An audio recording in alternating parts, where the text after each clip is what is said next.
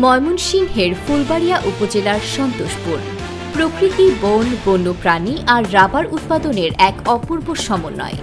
আঁকাবাঁকা গ্রামীণ পথ পেরোলেই চোখে পড়ে নয়নাভিরাম সবুজ বনাঞ্চল। ফুলবাড়িয়া প্রতিনিধি আজিজুল ইসলামের তথ্য ছবিতে বিস্তারিত। ৮০-র দশকে বন বিভাগের উদ্যোগে এই অঞ্চলে তৈরি করা হয় রাবার বাগান। প্রায় ১০৬ একর জায়গা জুড়ে বিস্তৃত এই বাগান থেকে সংগ্রহ করা হয় রাবার, যা প্রক্রিয়াজাত করে দেশ বিদেশে রপ্তানি করা হয়। এই রাবার বাগানের অন্যতম আকর্ষণ বিরল প্রজাতির বানর। এখানে প্রায় ৫ শতাধিক বানর দলবদ্ধভাবে বসবাস করে। দর্শনার্থীরা এদের সামাজিক বানর বলে ডাকেন, কারণ তারা খুবই বন্ধুসুলভ। প্রতিদিনই এখানে শত শত দর্শনার্থী আসেন প্রকৃতির টানে।